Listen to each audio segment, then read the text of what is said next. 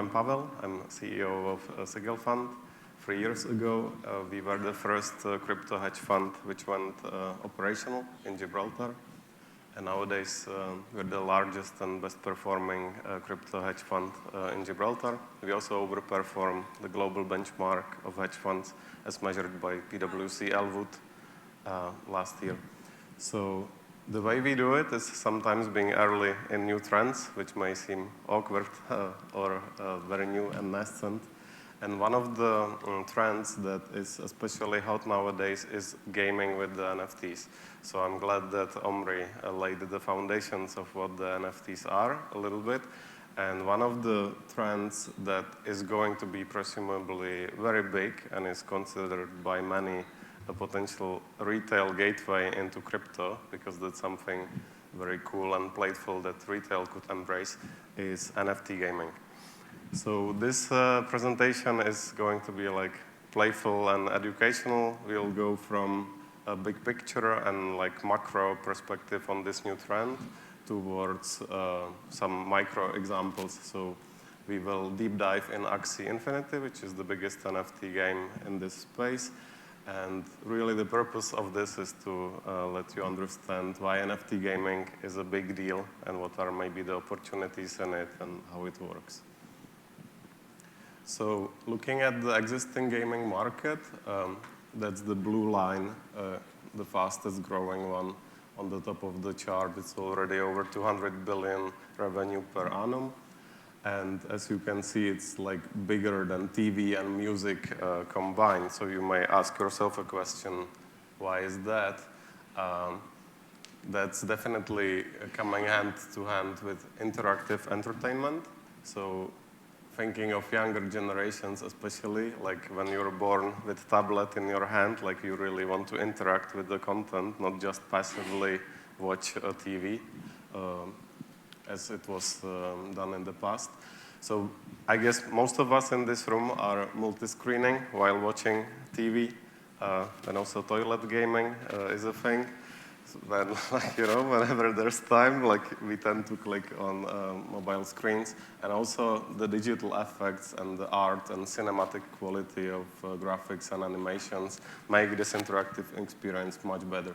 So that's why, resulting into these billions of revenues. So looking at the top companies like Blizzard, and, EA, Pokemon Go, Ubisoft, you see the figures here. Some of these digital games are capitalizing on this surprise effect, or like a pack opening experience was a big thing with physical cards. Some of you may have collected hockey cards, and this collectible aspect is not something new in the digital world. It's always been with us, and now it's coming digital. So in Hearthstone, people spend 600 million a year to buy cards so that they are able to play and entertain themselves interactively. And if you look at the gaming market overall, so starting from the top, so Tencent makes 25 billion a year, Sony 25, Nintendo 15, Microsoft 15, Activision Blizzard 8. And then some of these columns are quite interesting as well. Like the year founded, for example, you can see Nintendo was founded already in 1888, 89. And what's also interesting is the number of employees that these companies employ. So you can see it's quite a big market for employing talent. What also I found curious, like the year-on-year growth, where Tencent is dwarfing the other top corps with like a really big growth. So it's probably coming down to some M&A or other things, or maybe just because it's China. But what also caught my attention here is the bottom line, the Sky Mavis company with the crypto game Axie Infinity, which has already made it to the top of the list in terms of the annual revenues. So 1.4 billion per annum projected. And you can see this company is growing by far the fastest. So it's like really shooting up its way into the actual top gaming corporations. So you can imagine how this chart will look like 5 years from now. It will completely turn itself upside down. And also, very interestingly, number of employees of this hotshot game is only 61. So compare it with 18,000 for Assassin's Creed and Far Cry, and thousands of employees for Fortnite, FIFA, Call of Duty.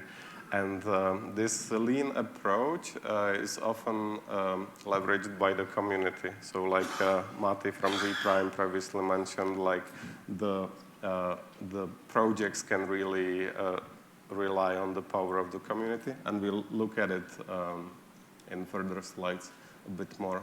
This is just a zoom in, so you can enjoy some numbers on the back rows as well. So NFT gaming and play to earn. Why? Why is it that this is changing this gaming world and like becoming such a big trend? So gaming is a win-win already now for consumers.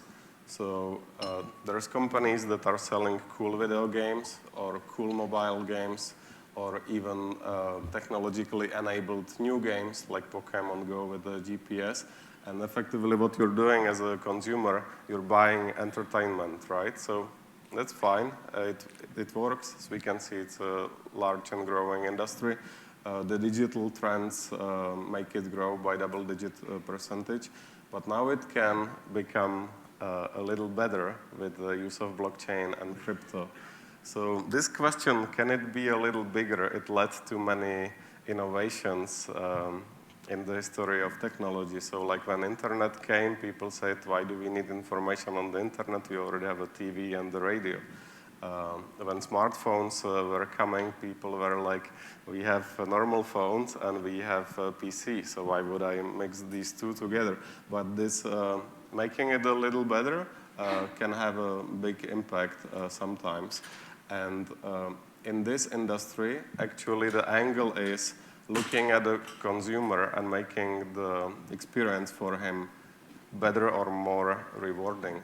So consumers, they spend time and energy and attention. Like attention of a consumer in nowadays fast-paced world is one of the scarcest resources. And gaming is really tapping into this area.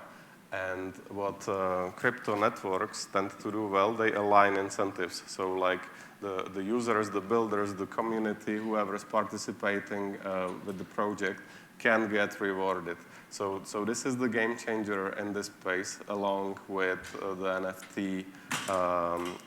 NFT innovation. So you can actually play with these digital items in-game, which Omri showed some of them, and I will show some more in this talk. So what is coming here is play-to-earn rewards for casual gamers, and also play-to-earn rewards for ambitious players. So typically, like the gamer population is split between recreational players who are fine buying the product anyway, and ambitious players who are there to win, and they want to win the leaderboards and gain even more rewards, who are like then becoming the most hardcore community. So I've spent all my professional life in finance and gaming and recently crypto. So this topic is really something that I love, and it allows me to drill down like to this macro change, like what's happening in the background. So if you think about traditional games, like you have a product division, you have marketing division that's focusing on acquisition retention, but then eventually you just want to milk the game for the company profit and the stock value, and you are only able to do that by having a large pile of overhead. So we've seen all these large employee numbers, and you need to keep the company going, and then there's a stock market and taxes and accounting and all these things. So if you compare it with the NFT crypto game kind of structure, so there's always a team who's like driving the progress, but it's not just the product team. So the developers are much more than the game designers and the tech leads. They're also looking at like partnerships, tokenomics, and cooperation with other projects. They're looking at the blockchain kind of novelties and what can be done. And then this organization is really aligning itself around the tokens that are these purchasable assets, or that are the assets that are rewarding the players, which actually completely changes the game. So there is not like them and us, like company and consumers, like we're all together. And that's, in my mind, like the biggest thing. How it works then in the micro perspective, like you have the DAO that is holding tokens and is deciding on, for example, a future roadmap, like what are we going to invest, how we use the proceeds. There are investable NFTs. So typically how this works in crypto world, like you buy an NFTs and you're hooked. And then you want the project to succeed, and maybe you start doing content or like telling about it to your friends. So like the acquisition, retention, and some of the overheads is effectively outsourced to the community. So this is why the potentially soon biggest game in the world, like this Axie Infinity, it allows them to have them only 61 employees, because they have the community that's really driving the project forward. So this is like the macro view. And just to drop it here, companies want to maximize profits, while the crypto networks want to align incentives and self-sustain over the long term, including the community. So it's like the everybody wins proposition.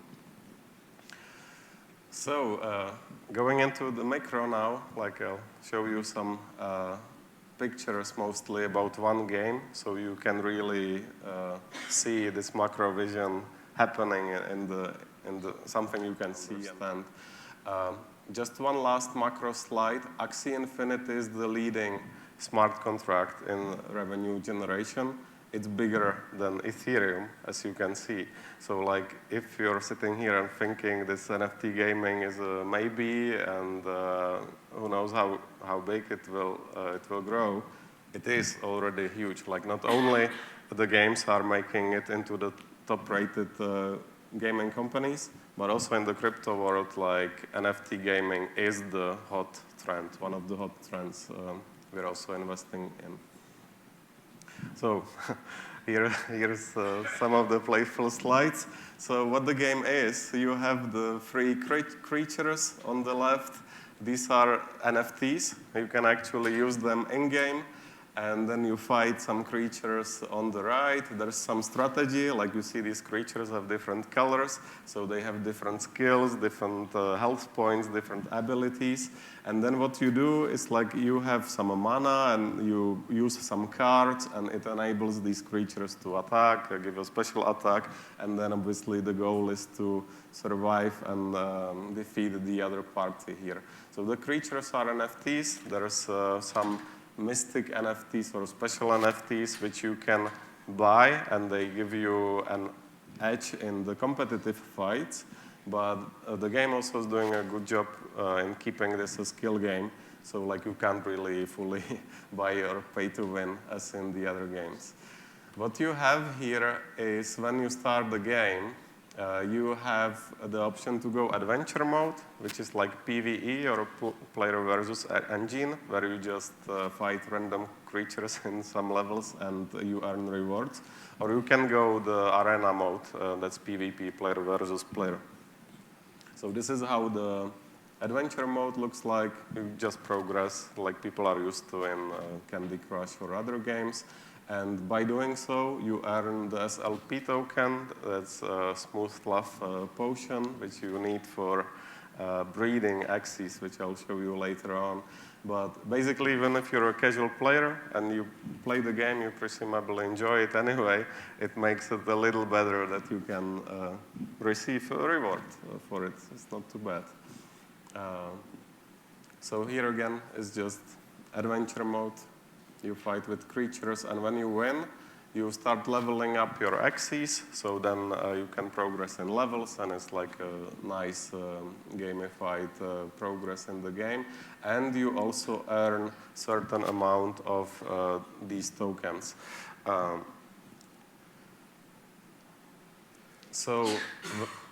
You might have noticed, like a few months ago, there was peak of interest in this game. Like at the moment, they have over 2 million active users, which is already quite a big number. And the rewards for just playing this and clicking like 75 Smooth Love Potion tokens a day, which generally takes like half an hour to 1 hour per day, you could earn $3,000 per month in these tokens. Now it dropped to 100, so it's like a more reasonable amount. And this also tends to fluctuate a lot depending on the price of the tokens. There's also leaderboards, so like if you win the season, you can make like $20,000 to $30,000. If you make the top 10 in the leaderboard, you make, with nowadays prices, around $1,500. So for the motivated grinders, like which we know from poker or from other games, this is really stimulating. I mean, there is a huge esport industry, yeah? So like the Hearthstone players, for example, are not making so much more than this money. So you can already make this money by just playing this decentralized game. AXS token is also important for breeding axes, which I will show later on. But I think this is important, like especially if you don't know or haven't played axes before. They prepared like a really smart setup here that you can either be an investor who like holds a master account, and you need to buy these creatures to start the game with. I mean, not everybody has money to buy free creatures that are worth like $200 each on the market, and you need free creatures to start playing. So if you're an investor player, it's fine, you just buy creatures and start playing yourself. But you can also split it, and you can have an investor role and the player/scholar role who just downloads the game and plays. So that makes it accessible for some players who just want to play and ask investors to kind of provide them with the creatures. And there's a huge economy and like players guild, which I'll also show you later on. But investor effectively then can claim SLPs earned from his players, and he breeds axes, and he rewards his players in his team. So it's kind of becoming like a guild earnings table. This is how the marketplace looks like. Axes are on Ethereum sidechain Ronin that powers this marketplace with these NFTs. So as you can see, every creature here like has Ethereum price and a dollar price. And typically, if you want to start, you just buy the cheapest. But there's also some strategies in like which colors you want to buy. As an investor, like probably you can't see anything, but it's fine. Like you have a master view, and there's like here at the bottom are your players, so you can see how much SLP they already grinded for you, and you can claim it. And for the players, they can actually even choose for which stable or guild they want to play. And as you can see, generally, the investors or the guilds offer players around 70% of the reward. So like if players earn the $100 per day in the SLP tokens, they will get 70, and then the investor guild will keep the remaining 30. I just want to emphasize here that the simple download and play experience is a really important way how this game scales, because you have crypto-rich people who believe in the success of this game, and they like really must buy the creatures, and then they just hire a player or work with a player who just downloads the game. This is Kaimavis, and he'll see the creatures. He doesn't even need to know that these are NFTs. And then he just starts playing. So he's enjoying the game, and then he gets paid for playing. So this simple download and play experience for players has been a success for Axie Infinity. The capital of this game is in Philippines. So probably like 90% of the players are in Philippines. People in the crypto world tends to joke that the Philippines base salary is really dependent on the price of the SLP token. And it really makes sense for some people to grind these tokens there. Looking at the tokenomics, you need to use SLP tokens and AXS tokens to breed the axes. So how you create the new NFTs or new creatures in this game is you need to have 2 adult axes, and you need to spend certain amount of SLP token. Here you can see in the middle this 1,950 tokens to breed them. It's woohoo time, so then they breed, and then you get a child axie, and then you can sell it on the market, or you can give it to your players and just grow your number of scholars. For breeding, you also need 1 AXS tokens. So here is like a dual token model with 2 tokens. It is designed for this reason, so that the investors can actually just buy the token and participate on the growth of the game. That's something as an NFT game you always want to enable.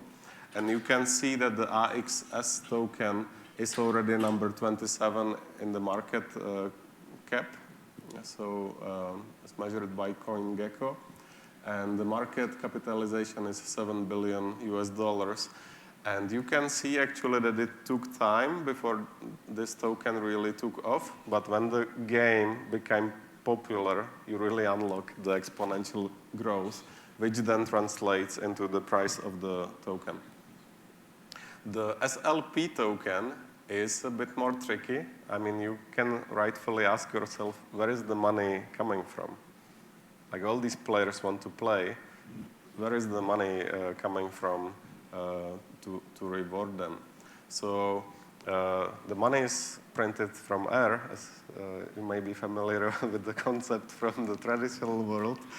So they're basically created by the game when players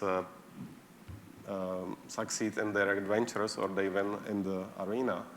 However, here are also mechanics to make that token useful. So there also needs to be, at some point, a purchase demand. So the market does not really just go down. So you need people to need this token to buy it. And you can see this token has volatile swings. And why is that? Because if you were listening carefully, the new axes, these new NFTs, can only be created when you already have 2 axes and when you have SLP token and AXS token to breed them. So this token is really needed in the game so the game can expand. And people sometimes ask at this point, but hey, is it like a Ponzi? Is like more people coming in?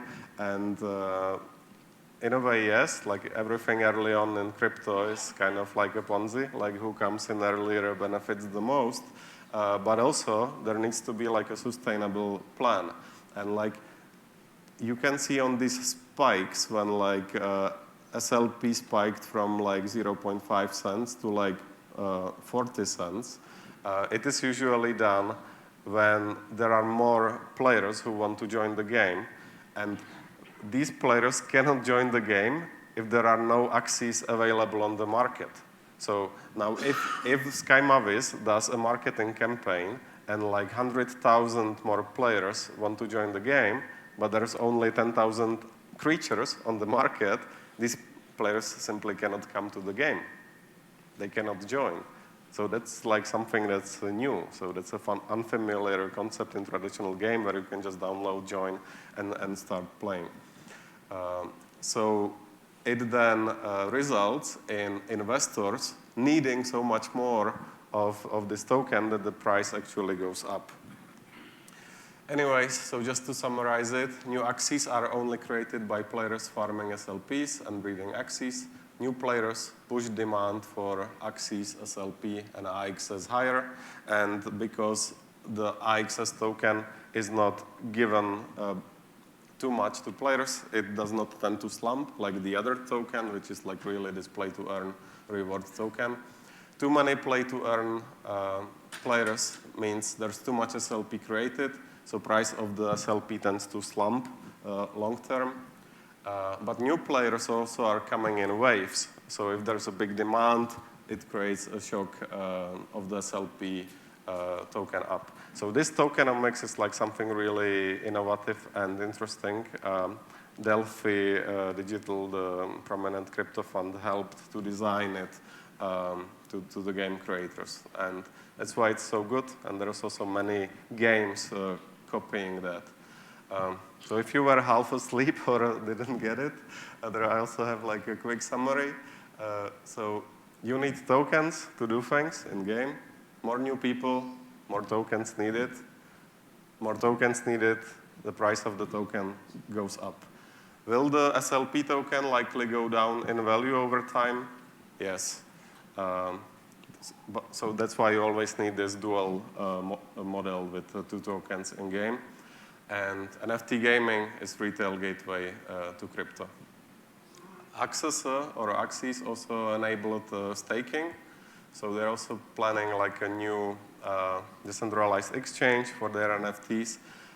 Since they enabled staking, most people log their tokens. So obviously the price of the token then started going higher again. So looking forward, they already are on the Ethereum sidechain. They're planning on DEX and NFT marketplace, and the team has power to actually change the SLP earning rates and breeding fees, so they really can adjust this economy going forward. And for the long term, we're looking for balance between recreational players and the play-to-earn grinders. And there's like already a lot of streams, so the game is quite popular. Here you can see Singapore playing against Vietnam. There are player guilds who are focusing on grinding these tokens. The leading one was invested by A16Z, the Andreessen Horowitz. They now just listed their token on Binance. It is picking up a lot. So think about 1 million players earning revenues by playing a game.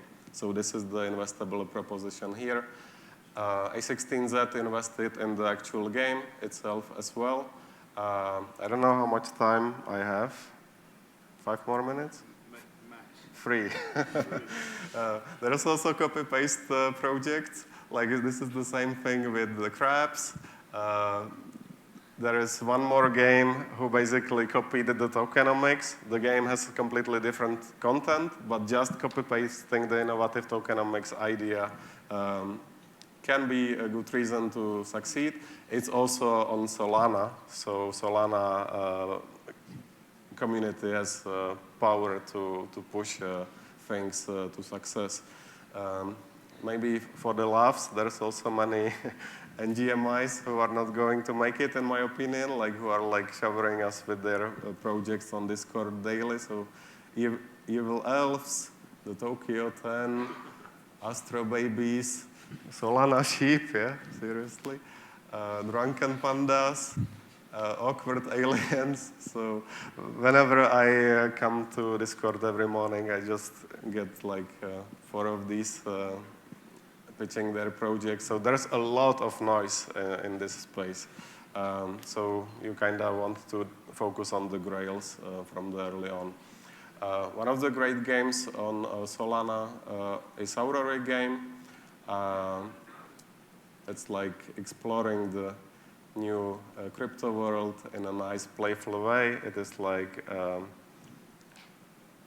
educational tutorial into crypto. So people can start exploring the world, fight some NFTs, and or fight other players.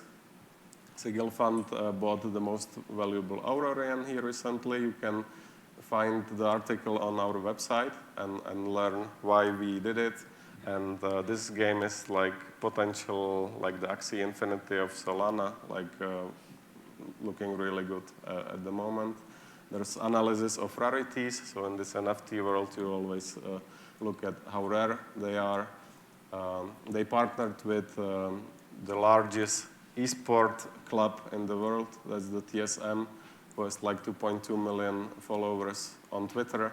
So you can see this space is really on fire, and there's more oil put into it every now and then. Some more games. This is the leading collectible card game on Ethereum. It's called Parallel. Since the launch, they already had more than 100 million NFTs bought on the OpenSea. They're on Ethereum.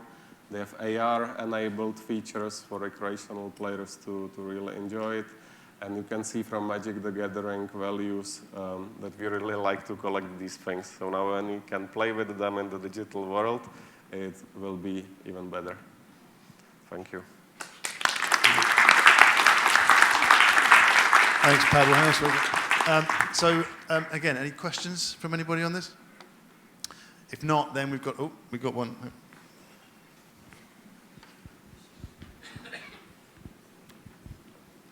Hi, Pavel. I was just curious about something. I understand Sigil Fund are buying NFTs, as part of its value generation for its investors. Are you also breeding tokens and playing the game to generate part of this yield for your investors? Yes, so we have the AXS token of the Axie Infinity game. We are staking it. At the moment, there's like 150% APR, so that's not bad. And but we also de-risked our position in this because, like in the Axie Infinity, the counter-argument is that at some point, this overheated space can also drop because most of the new players are actually scholars of the investors. And at some point, if the SLP price slumps down, maybe it will not be profitable for them to keep growing the guild. Maybe they'll start selling the creatures. So it is definitely quite high already, the market at this stage, and it's also risky. So, but we're already in profit, so we're like free rolling now positively the remainder of the position. So that's maybe a disclaimer or a risk warning, like as investors don't ape in or don't buy things that you see on the presentations, because maybe this Axie Infinity is already quite high. Maybe not. It may still do 100x from now. We don't know. The NFTs, some of them can be bought, but we tend to focus like on the infrastructure and the tokens. So the NFTs are really like around 3% of the fund. So we're still big in DeFi, Ethereum, Solana, Terra Luna, the smart contract infrastructure. But this space, and especially the NFT gaming, if you are in the great things early, this can really make your performance lift up. So, for example, the AXS token, like if you bought it early on when the game was launched, like it's definitely 1000x, maybe even 10,000x. So the return is there. That's why with a small position, you always want to be early on in the new trends. And these games on Solana, that's like really early. It's just starting. Like most of these games are not even launched. So like what I showed you in Aurora, the token is not launched yet. The game will, so the token is launching in October. The game is launching in November. So yeah, that might be even investable. Okay.